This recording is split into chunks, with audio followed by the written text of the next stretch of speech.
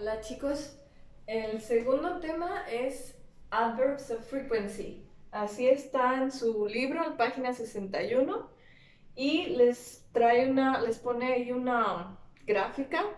Yo se los pongo así, ¿ok? Es casi lo mismo.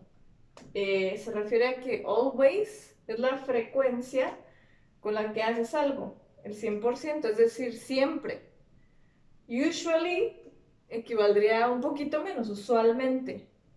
Often, 70 más o menos, como seguido, lo hace seguido. Sometimes es el 50-50, a veces. Never, 0%, ¿ok? So, a eso se refiere, a que los adverbios de frecuencia es cada cuando haces algo. Puede ser siempre, usualmente, seguido, a veces o nunca, ¿ok? La fórmula es sujeto, persona, el adverbio de frecuencia, uno de estos, luego el verbo principal. Main verb es el verbo principal. ¿Por qué verbo principal? Porque en los complementos puede venir otro verbo, ¿ok? Que siempre te gusta hacer algo, ¿sí? Entonces, en ese caso, si dices me gusta, siempre me gusta o lo que sea, eh, el verbo principal sería gustar y el siguiente verbo sería otro, un complementario, ¿ok? Entonces, la fórmula se refiere a que los adverbios de frecuencia, siempre van a venir antes del verbo principal, ¿ok? De la oración. Por ejemplo, en los ejercicios que yo te pongo la palabra never y tú tienes que hacer la oración. Es decir, he never, y como es he, le pones la S. El verbo es listen, sin la S. Pero como es he, le vas a poner listens. Otra vez tiene esa regla, ¿ok? Del presente simple. He never listens. Recuerda que el presente simple es la normalidad. Entonces, normalmente, él nunca escucha a su madre, ¿ok? He never listens. Es normal. Por lo tanto, le ponemos la S, ¿ok? Si fuera I never, ahí sí le dejo listen. I never listen to my mom, ¿ok? Pero la fórmula cambia si el verbo es el to be. Es decir, si dice he is never happy, la fórmula va a cambiar. Va a ser primero el sujeto, he, pero después va a ser el verbo to be, is. Y después viene el adverbio de frecuencia, es decir, aquí se cambia. Cuando antes vimos que el adverbio venía antes del verbo, acá no. Acá si el verbo es el to be, va a ir antes. Es decir, primero el verbo to be y después el adverbio de frecuencia.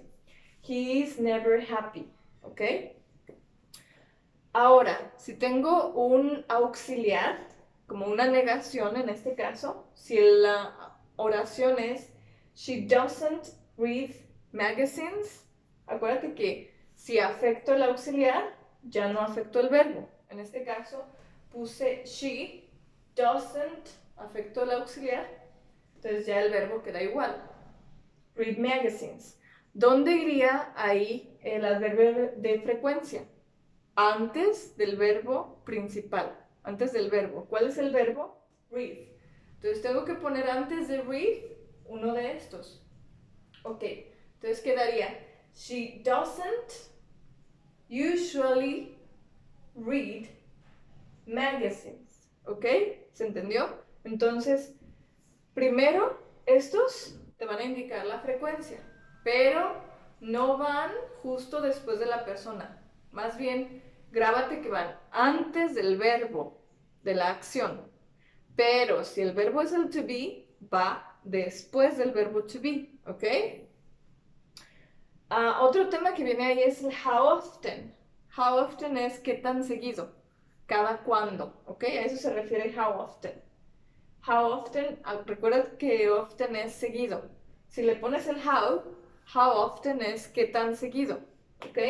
O cada cuándo. Así se traduciría. How often do you read? How often do you read? Ponemos do porque necesitamos este auxiliar, te lo dije la otra vez, para preguntar. Este me indica pregunta. No está tal cual al principio, porque ahora abro la pregunta con esto, ¿ok? Con el how often, pero sigue estando en el principio, ¿ok?